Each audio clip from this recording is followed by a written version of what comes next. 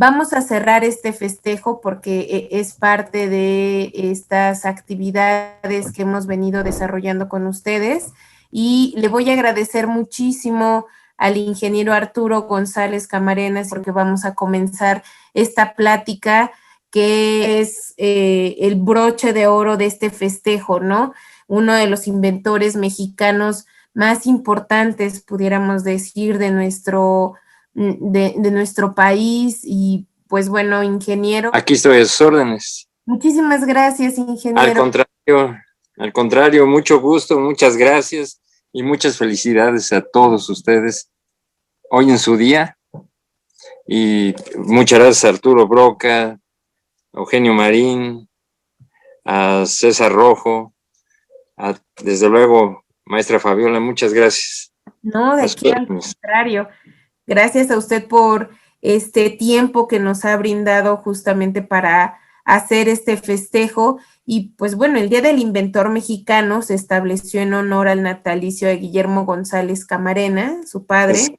Sí. Científico, ingeniero, investigador, compositor y creador mexicano de uno de los inventos de mayor trascendencia mundial, el sistema para transmitir señal de televisión a colores. Fue además constructor de sus propios telescopios y aficionado a la astronomía y sobre todo padre de 2 hijos. Sí. Guillermo y usted, ingeniero Arturo, muchísimas gracias nuevamente esta bienvenida. Muchas gracias a usted. Que, por favor, platicáramos Claro de esta hora sobre cómo ha sido la vida de Arturo González Camarena al ser el hijo de uno de los inventores más importantes del país. Bueno, desde luego, yo todos los días doy gracias. Mi padre fue un hombre extraordinario en todos sentidos, no solo como técnico, como científico, sino como ser humano. Muy agradecido todos los días, doy gracias.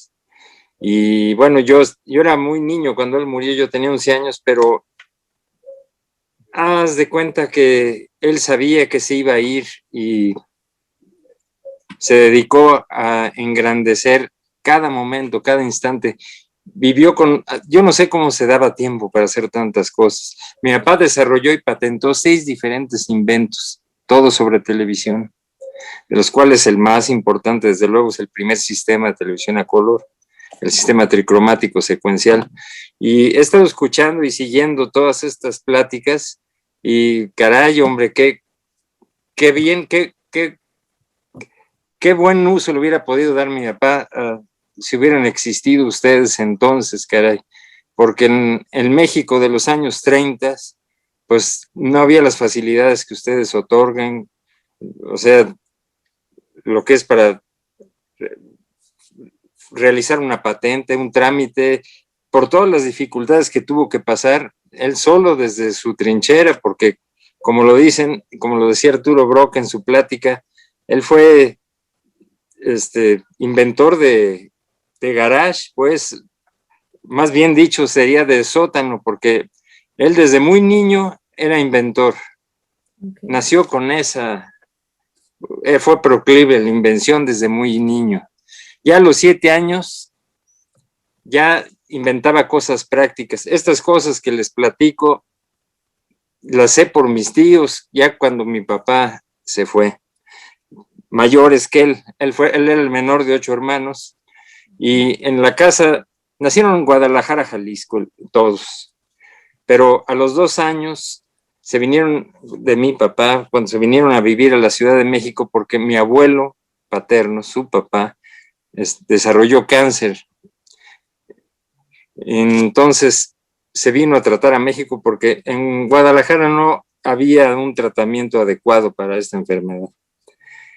Entonces, en la casa donde se llegaron a instalar, en Abre 74, Colonia Juárez, era una casa que tenía 7 sótanos, de esas casas antiguas. Era una casa de mediados del siglo XIX y, como dato curioso, esta casa fue la embajada del reino austrohúngaro. El reino austrohúngaro desapareció terminando la Primera Guerra Mundial. y la embajada del Reino Austrohúngaro en México, como todas las embajadas del Reino Austrohúngaro en todo el mundo, pues tuvieron que cerrar. La casa la compró mi abuelo, Arturo González, y se vino a vivir a México con sus 8 hijos, instalándose en esa casa de Abre 74. En esa casa de Abre 74, mi papá desde niño, desde muy chiquito, se inclinó mucho por entrar a los sótanos y ahí hizo su primer laboratorio. Por ejemplo, hacía juguetes prácticos, o sea, inventos prácticos, más bien inclinados a hacer juguetes, pero muchos, por ejemplo, hizo una alarma sísmica a los 7 años. Me cuentan que hizo una pianola que tocaba rollos. Hizo una planta de luz. En aquellos años, en los años 20, se iba mucho la luz, por horas, un poco como ahora.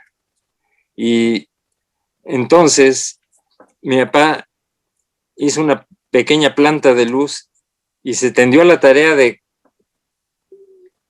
cablear desde el sótano hasta los cuartos de sus hermanos, que entonces ya eran estudiantes o ya trabajaban, y les puso un foquito a cada uno y para que pudieran ellos continuar con sus tareas, y les cobraba centavo el servicio. Wow. Aparte de todo, también esta mente no solo creativa, sino emprendedora y un poco estratégico. Ya lo traía, efectivamente. Administrar y sacar provecho de esta creatividad, ¿no? ¿Tiene alguna experiencia propia al recordar a su padre como inventor? Sabemos que usted estaba muy pequeño, pero a lo mejor alguna vivencia o alguna experiencia que nos pueda compartir. Muchísimas, y no una, muchísimas. Yo estaba pequeño, pero no tanto, tenía 11 años y lo recuerdo todo perfectamente bien. Yo tengo perfecta recolección de recuerdos desde que tengo así bien ya de todos los días, de todos los detalles, desde los 4 en adelante. Mi papá era una persona que, a pesar de la extrema importancia de sus trabajos y conocimientos, descansaba haciendo adobes, por ponerlo de algún modo. O sea, él, en sus ratos libres y de descanso, que eran pocos, se fabricaba juguetes de alta tecnología, diseñados y construidos todos por él. Y esos juguetes, por ejemplo, hizo un barco maravilloso de 10 canales. Primero fue de bulbos y luego lo transistorizó. También el transmisor primero fue de bulbos, luego de transistores. Y ese barco lo íbamos a botar a las lagunas de Zempoala, Xochimilco, a los espejos de Polanco. Era un barco maravilloso de 10 canales. 10 canales, en aquel entonces eran muchos canales. O sea, tenía 10 funciones. Tenía 7 velocidades para adelante, lo cual eso nada más implicaba un canal. Reversa, 2 canales. Subía y bajaba la bandera junto con el ancla, 3 canales. Bombeaba agua por los lados, como los barcos de verdad, 4 canales. Tenía música interna y voz de mando externa, 5 canales. Tenía alarma de puerto, 6 canales. Total, una maravilla. Y siempre se arremolinaba la gente a ver, era un espectáculo.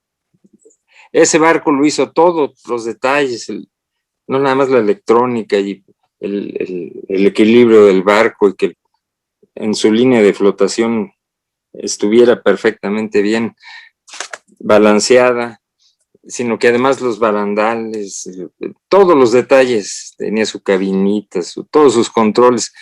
Eso nada más para abrir boca, porque también fabricaba aviones y los íbamos a volar los domingos a lo que ahora es el famoso aeropuerto de Santa Lucía, que ya era entonces Aeropuerto Santa Lucía. Allá íbamos a volar aviones, y una vez el Azteca de Oro, un avión amarillo precioso que fabricó. Iba a decir fabricamos, yo nada más le pasaba las pinzas, pero siempre estaba yo con él. ¿No? También colaboró entonces. Y un día se le desprendieron las alas al avión y se clavó, yo creo que debe haber estado como 40 metros de altura y se fue de picada el tronco del avión. Las alas bajaron dando vueltas así y se enterró medio metro en el fondo de lo que fue el lago de Zumpango, allá por Santa Lucía. Y mi papá, muy triste, dijo, ya es mucho trabajo, ya no vamos a volver a hacer otro avión. Y ya nos fuimos, pues tristes. A los 8 días llegó con la madera debajo del brazo, volvió a hacer otro avión, el Azteca de Oro 2, así se llamó, y volvimos y seguimos volando aviones. Como decía yo al principio, haz de cuenta que él sabía que iba a partir temprano y aprovechó cada minuto de ese tiempo que yo viví con él. Aprovechó a sus hijos y, dicho sea de paso y de regreso, nosotros aprovechamos la fortuna, la bendición de tenerlo con Claro. nosotros. Sí. Y bueno, era un hombre muy ordenado, muy disciplinado en todos aspectos. Era su característica, muy sereno, muy tranquilo, nunca tenía prisa. Y entonces su laboratorio tenía varios laboratorios para esto, tenía 3 laboratorios, uno en Vertis Narvarte, donde fabricaba equipos. Aquí tenía un laboratorio maravilloso también. Y como a mí me gustaba y yo seguía sus pasos en todo, si quería yo hacer algún proyectito, me decía, te voy a dejar las llaves del laboratorio. Ah, pues sí, muchas gracias, papá. Entonces esa confianza se la retribuía yo, dejando todo como espejo. O sea, trabajaba yo, o sea, había todo ahí para hacer cualquier proyectito. Y cuando regresaba él, estaba el laboratorio, trataba yo de retribuir esa confianza que me tenía. Pero a todo esto, a lo que me preguntaba sobre experiencias como inventor, bueno, mi papá desarrolló y patentó 6 diferentes inventos, pero hizo muchísimos más que por alguna razón decía, no, pues este nada más es un proyectito, decía él. Por ejemplo, en aquel entonces un generador de sincronía para amarrar un equipo de televisión, así, amarrar en el sentido de sincronizar, era un rack de piso a techo. Eso es lo que ocupaba un generador de sincronía para amarrar una cámara de televisión profesional. Mi papá aquí, medio jugando, hizo un generador de sincronía que medía 29 pulgadas. Y ese no lo patentó, pero funcionaba. Y muchas otras cosas de las que me puedo acordar. Pero esas no, decía, no, esto no, nada más fue un proyectito, porque él era un hombre muy ocupado. Y mira, él estaba impulsando, bueno, me voy un poquito más para atrás. Mi papá fue el precursor de la televisión en México, dicho sea de paso, en América Latina y en el mundo de habla hispana, más bien. Y obtuvo primero un permiso para transmitir experimentalmente televisión. En los años 30, mi papá tenía 17 años. Esto me lo platicó un ingeniero que lo acompañó a la Secretaría de Gobernación para solicitar un permiso para transmitir televisión. Cuando llegó a la Secretaría de Gobernación, esto ya muerto, mi papá me lo platicó este ingeniero, llegaron a la Secretaría de Gobernación para transmitir ¿qué? Televisión. ¿Y qué es eso?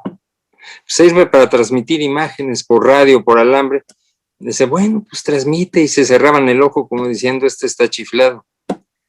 Pero mi papá, como comenté al principio, era muy disciplinado, eso ya lo traía en en su ADN, como se dice ahora. Y bueno, a ver, ¿qué es lo que quieres?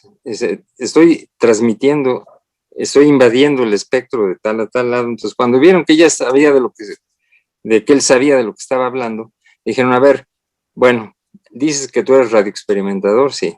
¿Cuáles son tus siglas? XC1GC. Bueno, transmite con esas siglas. Sí, nada más que yo quisiera que por favor me lo pudieran poner o sea, por escrito. Y así fue, le dijeron, bueno, ya siéntate, ya vieron que sabía de lo que estaba hablando y que le dieron un trato ya serio y le otorgaron un permiso para transmitir experimentalmente con las siglas XC1GC, abarcando el espectro, la frecuencia que él decía que era la que estaba usando, que era la del canal 5. Y de allí en adelante, él se dedicó a mejorar y a desarrollar sus equipos de televisión, porque todo esto lo hacía con equipo ideado y construido por él, con su propio estándar. Esto fue en 1934, entre 34 y 36, creo que más bien fue 36, estaba el presidente Lázaro Cárdenas.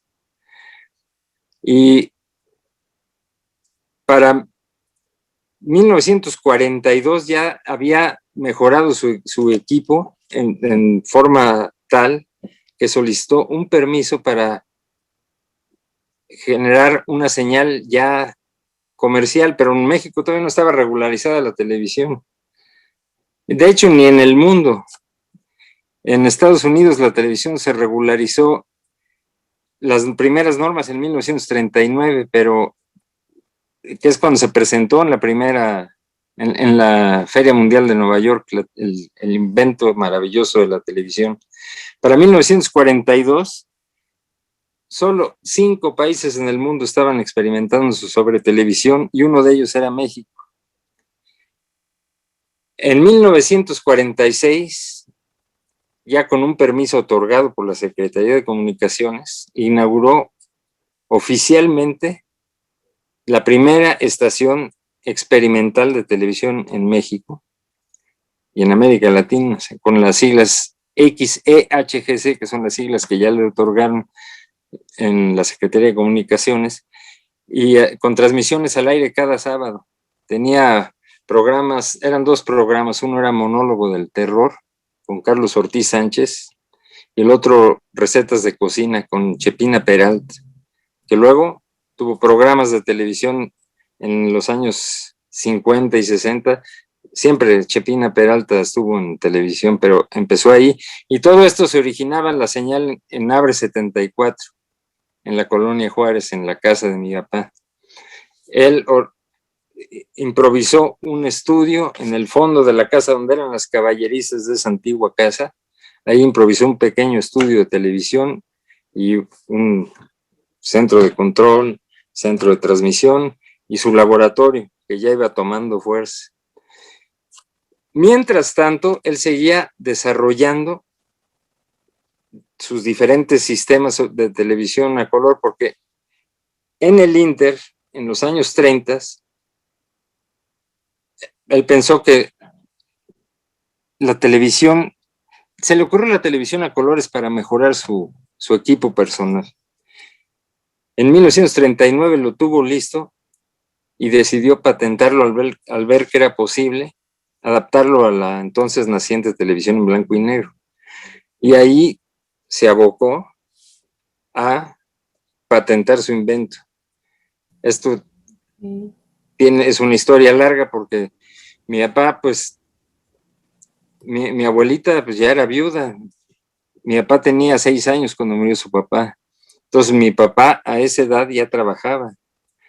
Entró a trabajar como operador de radio en la Secretaría de Educación en 1936, por ahí, y en las tardes iba a su laboratorio y seguía con la televisión.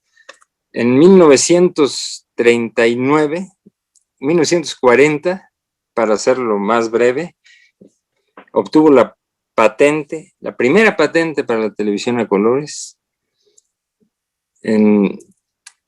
la primera patente de un sistema práctico de televisión a colores que se pudo aplicar al plano comercial, que fue el sistema tricromático secuencial de campos. Sí. Enseguida se abocó, en aquel entonces no existía lo que platicaban hace rato de la patente internacional. En aquel entonces la única forma de protegerse internacionalmente con un invento era patentando en Washington. Entonces él se abocó, patentar en Estados Unidos, se abocó a la tarea de registrar y patentar su invento en los Estados Unidos. Esto le llevó un tiempo más porque además él trabajaba. En 1930 conoció a don Emilio Azcárraga, se lo presentó el bachiller Álvaro Gálvez y Fuentes, se lo llevó a trabajar al XCW y mejoró su sueldo, y eso ayudó a que pudiera patentar su invento en Estados Unidos. Aún así, era mucho dinero. Estaban platicando hace rato de 2,500 pesos en pago inicial para iniciar un registro. En aquel entonces es lo que costaba la patente, 2,500 pesos, pero para dar una idea de lo que eran 2,500 pesos en 1940, le pedían la hipoteca de la casa de su mamá para registrar su invento. O sea, 2,500 pesos era muchísimo dinero. Creo que ni un coche costaba 2,500 pesos, era mucho dinero. Y era otra economía, muy diferente a la de ahora. O sea, 2,500 pesos. Ahorita las familias tienen 3, 4 coches. En aquella época, si una familia tenía un coche, era una familia bien posicionada, era otra economía, otra época. Así Entonces, estuvo batallando y mientras trabajando, ascendió en su trabajo. Primero fue jefe de operadores del XCW. En 1941 lo ascendieron a jefe de operadores de la W y de la XCQ. Y mi papá era un hombre muy inquieto. Como comenté al principio, descansaba haciendo adobes. Y componía canciones también, y como era muy disciplinado y muy ordenado, pues iba y las registraba. Las registraba y están en la Asociación de Compositores de México, están sus canciones registradas. Y casualmente los Hermanos Reyes, un grupo de aquellos años, escogió una canción de mi papá que se llama Río Colorado.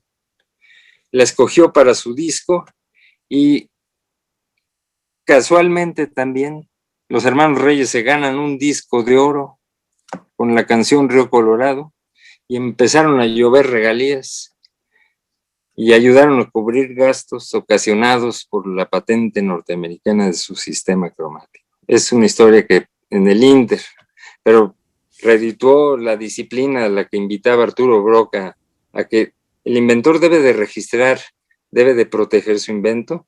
Bueno, pues esa misma filosofía la aplicó mi papá y para sus inventos y para sus canciones también. Sí. Y redituó. Perdón, y a lo mejor aquí, como dicen, ¿no? Los bienes para remediar los males, que no fue un mal, pero sí que le daba valor a esto intangible, y que esto intangible, como las composiciones, las patentes, justamente le ayudaban a capitalizarse para seguir innovando, seguir creando. Y justamente eso quería preguntarle: de niño, quién lo impulsaba, quién lo apoyaba, y también de más adelante, que entiendo que una venta a lo mejor de un bien intangible o las regalías de una canción le ayudaban justamente a capitalizarse. Y seguido de eso, en México recibió algún tipo de apoyo, ya sea por el gobierno o alguna institución. Bueno, no, sí solicitó, hizo largas antesalas inclusive en la presidencia, en Los Pinos, recién inaugurados entonces por el general Cárdenas. Y no tuvo suerte. Inclusive por ahí tengo algunas respuestas en donde le dicen que lo apoyan a que siga, lo exhortan a que siga trabajando por México pero no hay dinero, que dinero no hay. Entonces él siguió por su lado y esa disciplina le redituó, vaya, porque, o sea, mi papá no era para nada músico, o sea, le gustaba la música porque era aficionado, pero fue y registró sus canciones, o sea, fue y las registró y una le redituó. Entonces es como sembrar algo y prende, ¿no? Prende un árbol. O sea, a mí se me hace extraordinario ese ejemplo de de registrar lo que uno hace, ¿no? El registro de la propiedad intelectual, que en aquel entonces esos términos ni se usaban. Nada más fue a registrar una canción, luego otra, y hay otras muy bonitas que están ahí en la Asociación de Autores y Compositores, pero Río Colorado fue la que le ayudó a cubrir los gastos ocasionados por la patente. Y la patente norteamericana se la expidieron el 15 de septiembre, esa es la fecha que tiene, de 1942, pero dentro, esta patente ampara el invento a partir del 19 de agosto de 1940. O sea, tomando en cuenta la patente mexicana. Qué interesante. ¿Quién lo apoyaba? Su mamá. Okay. Su mamá, mi abuelita Sara. O sea, en forma definitiva, o sea, mi abuelita Sara, me cuentan, yo no tuve bueno, la dicha de haber conocido, que era una mujer muy inteligente, me cuentan. Y lo dejaba trabajar y estar en lo suyo. Me platicaba una tía, la mayor de ellos, mi tía Teresa, que muchas veces eran las 6:30 de la tarde y bajaba mi abuelita al sótano con una charola. Guillermo, se te olvidó comer. Me pongo a pensar, bueno, pienso en muchas mamás que dicen, te me sales a jugar ahorita con los demás niños y ese sótano mañana te lo cierro. O sea, fue una señora maravillosa que lo dejó que que surgiera en él ese talento, eso fue un gran apoyo, definitivo, porque a los niños de por la cuadra, me platican también mis tíos, que no lo querían porque no salía a jugar, les caía gordo porque se asomaban. Estos sótanos tenían unas ventanitas al pie de la banqueta, con herrería, muy bonitos, y se asomaban y veían a mi papá trabajando, le daban la espalda a la ventanita esta, en su mesita de trabajo, tenía sus proyectitos, muchas cosas de química, de todo tenía. Y entonces los escuincles estos agarraban con ligas y cáscaras de naranja y se lo blanqueaban. Pero mi papá no se preocupó mucho por el problema. Electrificó las rejas, pero con corriente directa, no nada peligroso, porque siempre fue muy consciente desde niño. Entonces, cuando llegaban a ventarle de ligazos, nada más subía el switch y él seguía trabajando. Y ya se acababa la lluvia de metralla. Entonces, los chiquillos, o sea, no les caía bien porque pues era como el nerd, ¿no? Que les dicen ahora, el niño que está ahí metido en sus proyectos, en sus estudios, y no salía a jugar con los demás niños. Y pues traviesos los otros también, así es de que. Entonces, ese apoyo fue muy grande, el de mi abuelita Sara. Desgraciadamente, mi abuelo Arturo murió cuando mi papá tenía 6 años, porque según tengo entendido, o sea, esa herencia o sea, de esa facilidad a lo técnico y a lo musical, le vino de mi abuelo Arturo. Pero era muy niño cuando él murió, 6 años. No sé si eso contesta tu pregunta. Sí, claro que sí. Sí. Y creo que es muy importante resaltar justamente esto, porque a veces como inventores nos desesperamos o no encontramos alguna alternativa o apoyo. Y creo que es muy importante resaltar estas experiencias, ¿no? Y justamente con base en esta experiencia, ¿qué le podría decir a un inventor que de pronto se siente desanimado? Ya sea a lo mejor por lo económico, porque no me voltean a ver o he mostrado mi desarrollo a varias personas y no he encontrado como esa ventana de oportunidad. ¿Qué le pudiera decir a estos inventores? Yo les podría decir que me consta que reditúa el tener confianza en uno mismo, en tener fe y confianza en uno mismo y en el trabajo de uno, y que reditúa. Muchas veces a mí me han preguntado, y es porque es por cultura. Seguido me dicen, y desde que estaba yo en la escuela, ¿por qué tu papá le vendió la patente a los Estados Unidos? ¿Por qué tu papá, por qué su papá le vendió? Hasta en un taxi me ha tocado eso, que vienen y por el nombre me dicen que es del inventor de la televisión a colores, es mi papá. ¿Por qué su papá le vendió la patente a los gringos? Hay una confusión en ese sentido. Mi papá patentó para proteger su invento. O sea, es un inventor para, o sea, la única forma que tiene de proteger su trabajo de miles de horas, de cientos de horas de las que hayan sido, es pues registrando sus inventos. Si no tiene una patente, ¿cómo va a, cómo va a comercializar? ¿Cómo va a demostrar que es su invento? Y la única forma de que se lo reconozcan es, pues es la forma, es el broche del trabajo, el broche de oro del trabajo, es el registro, la patente. Y lo mismo, si componen una canción hay que registrarla. ¿Qué les digo? Pues que, o sea, que muchas veces el camino es largo y penumbroso, pero reditúa. Es lo que les puedo decir.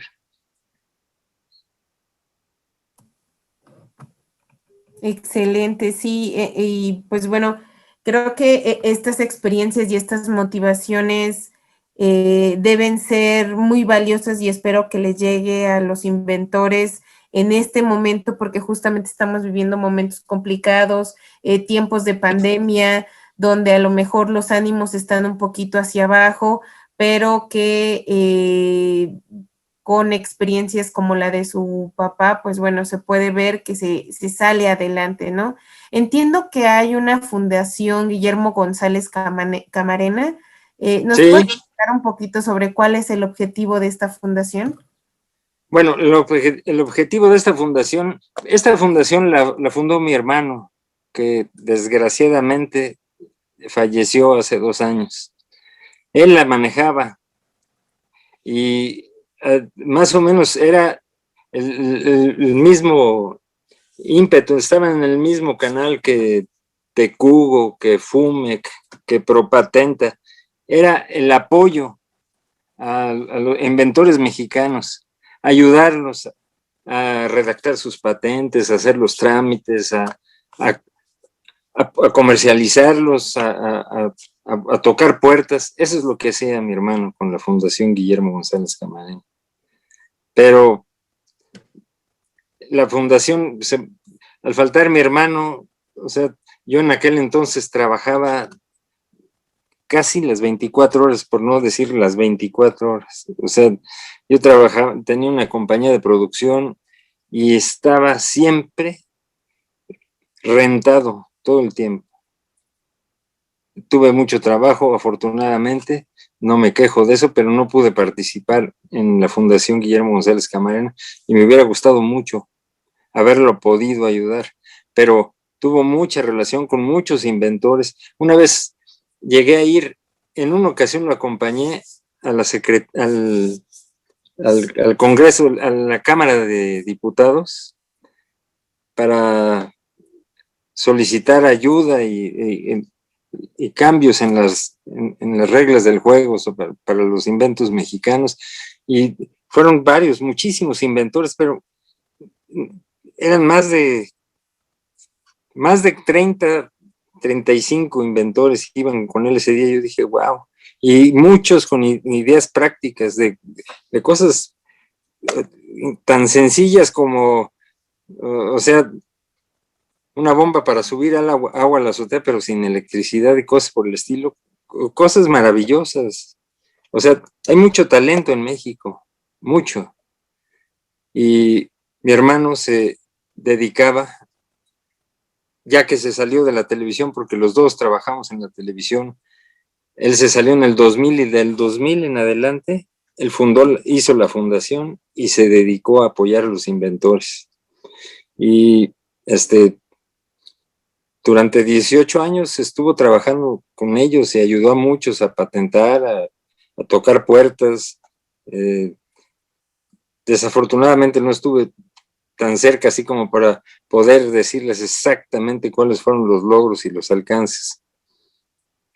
Sí, pero de que los hubo, porque conozco a muchos inventores que le viven muy agradecidos a mi hermano Guillermo. Mi hermano Guillermo era 2 años mayor que yo y falleció el 15 de septiembre de 2018. De repente, se subió a un Uber, iba a casa de un amigo y falleció en el camino. Así de repente, se quedó dormido. La muerte de los justos, dicen. Sí, es verdad. Pues qué lamentable, pero afortunadamente pues se creó esta fundación y ha apoyado también a muchos inventores mexicanos. Creo que eso es muy loable. Dentro de los chats tenemos muchos agradecimientos por compartirnos todas estas experiencias inéditas. Hemos leído también que nombres de generaciones llevan el nombre de su padre de la ingeniería, por ejemplo. Y pues me parece que por ahí tienen algunas dudas. Les agradezco mucho si las pueden escribir por el chat para que podamos dar lectura a ellas y pues bueno, aprovechar estos minutos que nos quedan justamente con usted para que nos siga ilustrando, ¿no? Sigue habiendo muchas felicitaciones y pues bueno, con respecto a este invento mexicano sobre la televisión, porque bueno, también sabemos que recibió después de fallecido invitaciones por la NASA también, o que utilizaron esta tecnología para aplicarlo a este sector. No sé si usted tuviera ahí algún dato relevante que nos pudiera compartir. Con mucho gusto, claro. ¿Cómo Sí. marcó también, ¿no? Después de toda esta tecnología que él dejó, todo este bagaje de conocimiento. Sí, pues ahora sí que fueron sus legados. Mi papá ya ni se enteró, ya no se enteró que se llevaron su sistema de tricromático secuencial a la luna, no lo supo. Mi papá murió en 1965, desgraciadamente. Muy joven, a los 48 años recién cumplidos, el 18 de abril de 1965. Veníamos fuimos a la repetidora del Canal 5, la estación XHJ en Las Lajas, Veracruz, y de regreso encontró la muerte en un lamentable accidente automovilístico. El programa Apolo decidió llevar la televisión a colores. Iban a transmitir desde luego en blanco y negro, pero a colores era prácticamente imposible. En 1969 subir una cámara de color en NTSC a la cápsula no hubiera cabido. O sea, eran unos monstruos del tamaño de un escritorio, una cámara de color NTSC. Y se pusieron a buscar la forma de cómo lograrlo y vieron que con el sistema de tricromático secuencial de Guillermo González Camarena podían hacer una camarita como las de ahora. y una inclusive que iba montada en el pecho de los astronautas. Entonces, las imágenes de color que recibimos en la Tierra, de la Luna a la Tierra en 1969, fue con el sistema mexicano de televisión, el tricromático secuencial, de los cuales pues mi papá ni supo, ni se enteró. Y posteriormente, en las naves espaciales Viajero 1 y Viajero 2, las dos naves llevaron ese mismo sistema de tricromático secuencial.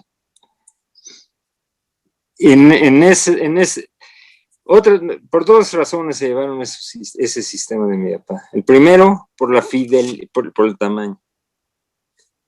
Era la única forma de mandar imágenes a color, de subirlas al espacio en una nave, era con el sistema de mi papá, en 1969. Ahorita ya hasta los ciclistas traen una cámara de color en el casco, pero en aquel entonces era una verdadera proeza llevarse una cámara de color al espacio. Y la segunda era por la fidelidad de los colores. El sistema tricromático secuencial se sigue utilizando actualmente en transmisiones científicas de circuito cerrado, porque la respuesta del color es la real. No depende uno de la respuesta fosfórica de una cámara o de una pantalla. Entonces, tenía esas dos ventajas. Y pues, ahora sí que siguió la mata dando. Entonces, esa sería otra sugerencia para los que preguntan o que si se sienten abatidos por la dificultad de registrar o si dudan entre registrar y no registrar. La NASA reconoce que el sistema de televisión a color que se llevaron a la Luna es de Guillermo González Camarena. ¿Por qué? Porque estaba patentado. Si no, nada más hubieran dicho, miren lo que hicimos, y ya. Exacto, toda la ¿Verdad? razón. Y Sí. retomando algunas preguntas que tenemos de nuestros asistentes, nos comentan, cuando Sí. tu papá tenía algún problema técnico con ideas, ¿cómo las resolvía? ¿Consultaba con alguien? Y también preguntan, ¿cómo recomiendas, Arturo, que nosotros que tenemos patentes podamos financiarlas? Bueno, consultaba con alguien, yo creo que sí, consultaba y consultaba mucho, tenía muchos amigos y mucha gente en el medio, pero también leía mucho, o sea, buscaba mucho las respuestas en los libros. Nosotros todos los días nos veníamos a despedir de él cuando nos íbamos a la escuela y tenía dos lamparitas que él se puso en su cama. Una que era un farolito como de barco que estaba aquí y otra que era una que tenía una polea de rebote que bajaba y subía. Entonces leía en las noches, casi todos los días en la mañana llegábamos a despedirnos y se había quedado dormido con un libro. De que consultaba, seguramente lo hacía, y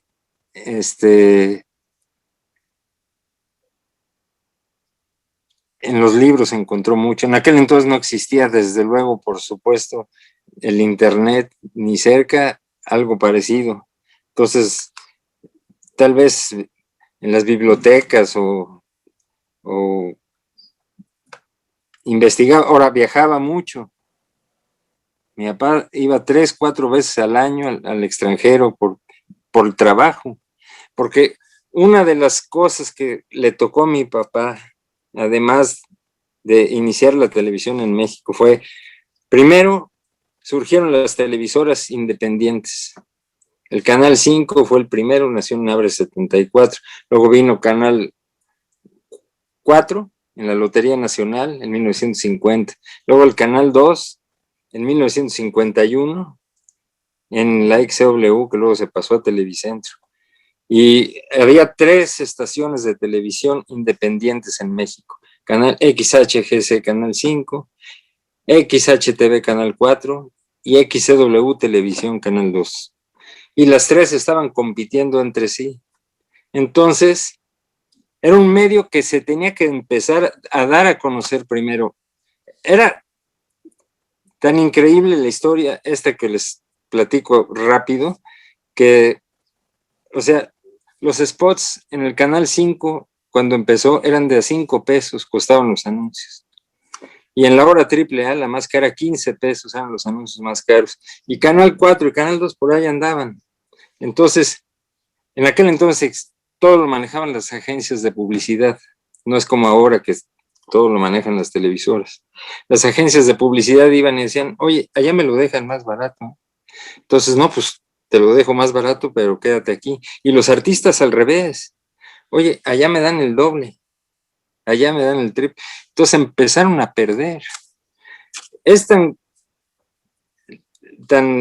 real lo que les estoy platicando que yo tengo por ahí unos recortes de periódicos de cuando inicia la televisión en México que dicen, y críticos de arte reconocidos, columnistas del Excelsior, esto de la televisión es una llamarada de petate. Así como vino, así mismo se va a desaparecer. Nunca va a sustituir al radio y mucho menos al cine. Así era. Entonces había que dar facilidades para que los anunciantes invirtieran en este nuevo medio. Pero no tenían mucha confianza. Ahora los programas de televisión, las televisoras trabajaban 3 horas al día. O sea, el Canal 4 iniciaba transmisiones a las 5 de la tarde. El Canal 2 a las 6:30 y acababan a las 9 de la noche. Luego fueron ampliando sus horarios cada vez más. Pero todavía en los años 70 el Canal 5 entraba al aire a las 2 de la tarde, 1:30. En la mañana no había televisión y en las madrugadas tampoco. A la 1 de la mañana salían del aire las 3 estaciones de televisión. Eran otras épocas. Entonces, todo esto vino para nada más ubicarlos un poquito en el periodo en el que estaba viviendo mi papá. En ese entonces la televisión pues nada más se veía en la Ciudad de México. Había que llevar la televisión al resto del país. O sea, para que tuviera éxito la televisión. Entonces, mi papá, para esto, don Emilio Azcárraga Vidaurreta le llama a mi papá y le dice, si no nos unimos, nos vamos a hundir. Y mi papá estuvo de acuerdo en eso y se unieron. Entonces se fusionaron Canal 2 y Canal 5 en 1954. Y el Canal 4 dijo, oigan, no sean gachos, no me dejen afuera. Y en 1955 se juntaron los 2 canales, 2, 4 y 5, y nace Telesistema Mexicano. Y así se siguió hasta 1968, 69, vuelve a pasar lo mismo. Nace Canal 8, Televisión Independiente de México, allá en los estudios San Angelín. Y volvió a empezar a pasar lo mismo. Eso muchos de los que están oyendo ahorita esta plática seguro se han de acordar que se pirateaban a los artistas. Raúl Velasco empezó en Canal 8, se lo pirateó Telesistema Mexicano, se lo llevó a Canal 2, luego Canal 8 se pirateó los polivoces, al día siguiente salía en el periódico, a los polivoces se fueron por $1,000,000, se fueron al Canal 8, y empezó la rebatinga, lo mismo, y los anunciantes igual, que fueron los ganones de las agencias de publicidad. Entonces, en 1973 se fusionan 2, 4, 5 y 8 y nace Televisa S.A. El Canal 8 luego se convirtió en Canal 9 porque hubo que abrir espacio en el espectro para que entrara el Canal 7, que era del gobierno. El Canal 13, que era, primero fue de Pancho Aguirre, pero luego se quedó con él Nacional Financiera y ya se convirtió en televisión del Estado. Luego se convirtió en Imevisión, y fueron Canal 13, 7 y 22, es lo que ahora es TV Azteca. Bueno, la cosa es que había que llevar la televisión a todo el país, y para llevar la televisión a todo el país no habían satélites en aquel entonces. La única forma era hacerlo por medio de repetidoras. Y México geográficamente es un país muy accidentado. Tenemos dos cordilleras enormes que corren prácticamente de norte a sur, que es la Sierra Madre Oriental y la Sierra Madre Occidental. Y la señal de televisión, pues ahí rebotaba para todos lados y no se podía enviar la televisión directa, entonces tuvo que poner una red nacional de microondas y encontrar los puntos específicos donde se podía recibir la señal con mayor claridad. Mi papá estuvo en ese irigote años. De hecho, el día que murió veníamos de revisar la estación repetidora del Canal 5 en el Cerro de las Lajas, Veracruz, que es la que llevaba la señal del Canal 5 para allá. Mi papá viajaba mucho, todo esto fue para poner en antecedentes el valiosísimo tiempo de un hombre tan creativo que fue ocupado en, pues, como socio de la empresa, pues tenía que, para empezar, al fusionarse los tres canales, nombraron a mi papá asesor técnico de Telesistema Mexicano. Entonces, para todas las televisoras que se fueron poniendo en el país, en Tlaxcala, en Guadalajara, en Oaxaca, en Guanajuato, para llevar la señal a todos esos lados y luego a las rancherías y poblados alejados, pues había que, mi papá vivía viajando, pues, para ponerlo más corto y claro. Y eso le quitó mucho tiempo, pero al mismo tiempo siguió desarrolló un segundo sistema sobre televisión a color, que fue el sistema bicolor simplificado, que tuvo mucho éxito también. Esta era, mi papá le preocupaba que en aquel entonces una televisión a colores costaba más que un coche, así literal. O sea, en 1969, para ver llegar al hombre a la luna a colores, tenías que comprar, costaba más que un Volkswagen una televisión a color. O sea, literalmente. Y a mi papá una de las principales preocupaciones de mi papá es que la gente de bajos recursos pudiera ver televisión a color. Entonces desarrolló el sistema bicolor simplificado. ¿Qué es eso? Un sistema de televisión a colores simplificado que utiliza solamente dos colores, el cian, que es el verde azul, y el rojo naranja. Y tenía una calidad de color bárbara, ¿eh? El sistema bicolor simplificado, pero bárbara. Y eso podía ser visto, podían recibir imágenes a color en receptores comunes para blanco y negro. Lo único que había que cambiar era el cinescopio. Pero en fin, esto también está debidamente registrado y patentado, el sistema bicolor simplificado. Interesante todo esto que nos comenta y, sí. y muy valioso, ¿no?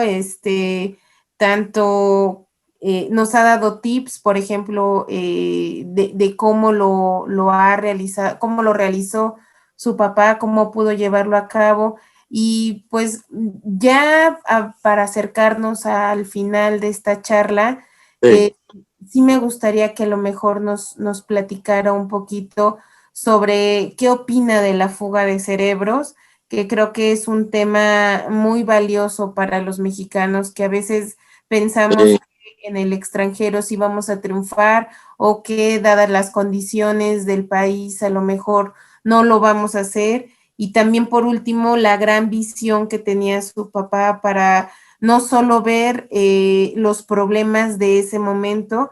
Leía en una reseña que también vaticinó sobre que las pantallas iban a ser, más bien la televisión iba a ser plana y iba a estar colgada en algún momento, ¿no? Como ahora ya las tenemos. Entonces, un poco esa visión de pensar a futuro y también ver de qué manera podemos predecir o no sé, encontrar soluciones a problemas futuros y también el tema de la fuga de cerebros, ¿no? Ya Desde luego, sí, conclusión. cómo no. Bueno, sí, efectivamente, mi papá era un hombre muy visionario, increíblemente. Entonces, eso es, una vez yendo con él en el coche, porque íbamos con él a todos lados, papá, ¿cómo va a ser la televisión en el futuro? Y dice, bueno, mira, así con la serenidad que lo caracteriza, las, las pantallas van a ser planas, tú vas a poder colgar tu tele como cuadro en la pared. Chis, ¿sí? Y además la vas a poder dejar con la imagen que tú quieres. Y si te aburre esa imagen, luego la cambias. Y luego llegas a tu casa de trabajar y te sientes a ver la televisión y ahí ves la televisión. Esa fue una respuesta que me dio así de rápida como la estoy dando ahorita, cuando yo tenía 9 años. Íbamos mi hermano y yo con él en el coche. Ahora, lo de la fuga de cerebros es una cosa muy triste. Eso lo viví de cerca, muy de cerca, porque muchos mexicanos que con un gran talento se fueron a vivir al extranjero. Por ejemplo, nos tocó, yo entré a trabajar a Telesistema Mexicano en 1970 y ya en 1970 hubo el primer mundial de televisión. En los años 70, para amarrar una señal de televisión, se llevaba todo el día, 8 horas, era complicadísimo. Había que sincronizar una unidad móvil con el máster, con el control maestro y con el estudio. O sea, entonces para sincronizar esos 4 puntos, citaban a la gente a las 7 de la mañana si iba a haber un partido de fútbol a las 7 de la noche. Eran 12 horas de estarle dando, a ver, regrésate otra vez, no, te pasaste, ahora dale al multiburst, ahora regreso, dale al regreso vertical, menos, ahora los pulsos igualadores, y ahora el barrido horizontal, ahora el barrido vertical, ahora el blanking, ahora no, se pasó, ya se desamarró todo lo demás. Entonces, en aquellos años era muy común que estaba viendo un partido de televisión a colores y de repente se veía precioso a todo dar y de repente los colores se salían de sincronía y las caras eran moradas, el pasto era lila, o sea, el balón era rojo, o sea, se salía todo de sincronía. Esto viene a colación porque en 1986 hubo otro mundial, pero para entonces ya podíamos sincronizar una señal de televisión de un botonazo. ¿Qué estadio vamos? ¿Al Azteca? Seleccionabas con un botón y en un hilo entraba amarrado y no se movía de ahí jamás. Este es el sistema Leach, es desarrollo de un mexicano que vive en el extranjero y que me tocó de cerca tener que comprar México, teníamos que comprar la tecnología de un mexicano en el extranjero. ¿Por qué? Pues porque aquí no la halló y se fue para allá. Hace poco un político dijo, pues, ¿para qué quieren dinero si todo viene de fuera? Literal. Eso lo escuché hace poco tiempo. Sí, hay que cambiar la forma de pensar en nuestras futuras generaciones y en las actuales, desde luego. La fuga de cerebros es algo muy serio. Y aquí hay mucho talento en México y se nos están yendo. Y se nos están yendo porque, por lo mismo, porque no encuentran apoyo aquí en su tierra. Entonces, yo creo que hay que cambiar muchas cosas, pero la forma de pensar desde los niños, o sea, hacerles ver a los estudiantes, a los inventores, a los mexicanos en general, que en México sí se puede, claro que se puede. Hemos tenido que comprarle tecnología mexicana a Canadá. ¿Por qué? A triple precio. O sea, cuando el rubro ese, el tercer mundo que nos pusieron esa etiqueta. Viva el tercer mundo, decía un político. El tercer mundo, ¿qué es? Yo dije un día, bueno, ¿qué es el tercer mundo? ¿Y el segundo dónde quedó? Pues no hay tercer mundo. El tercer mundo, los países del tercer mundo son aquellos países que no desarrollan tecnología. Ah, chis, pues, ¿cómo? Si mi papá fabricó y exportó equipos de televisión a colores al mundo, ¿exportábamos tecnología, sí o no? Sí, bueno, ya no. Y México tenía teníamos una marca de coches Ramírez, que muchos de los que están oyendo jamás la han de haber oído, pero había automóviles y camiones Ramírez mexicanos y se exportaban. ¿Por qué de repente nos convertimos en el tercer mundo? Y hasta que lo gritaban el 15 de septiembre desde el balcón presidencial, ¡viva el tercer mundo! El tercer mundo, me puse a investigar, son aquellos países que no desarrollan tecnología. Eso no es orgullo. Hay que cambiar ese concepto. No, primer mundo no. Digo, tercer mundo no. Primero, perdón. Y lo último, ¿cuál fue? Sí, un mensaje final con el que le gustaría que se llevaran nuestros inventores mexicanos el día de hoy. Pues con muchísimo gusto y cariño, claro que sí. O sea, yo era muy niño cuando murió mi papá, pero un mensaje sí me dejó muy claro. Que nosotros los mexicanos podemos llegar a ser cualquier ciudadano del mundo. Yo los exhorto a todos mis compatriotas, compañeros, amigos mexicanos, vamos a poner a México en su lugar, a donde pertenecemos, en el primer mundo. Sigan adelante, tengan fe y confianza en sí mismos, no se desesperen. Eso reditúa. Hay que ser recto y honesto, trabajador, registrar sus patentes, registrar sus ideas, colaborar unos con otros, tener fe, tener confianza. Tenemos con qué. Este es el mensaje que se me ocurre ahorita, sí. Me gustaría decirles más, pero así, pa' pronto, a bote pronto es lo que les puedo decir. Que tenemos con qué. Y por ejemplo, los felicito yo a ustedes mucho, porque esta propatenta, tecugo, fume, todo, o sea, todo eso es oro molido. O sea, es lo que empecé diciendo esto, que hubiera querido mi papá que en aquel entonces hubiera habido una de estas empresas, que lo hubieran asesorado, lo hubieran ayudado. Él tuvo que irse por las piedras y redituó. Entonces, mi mensaje es ese, y que viva México.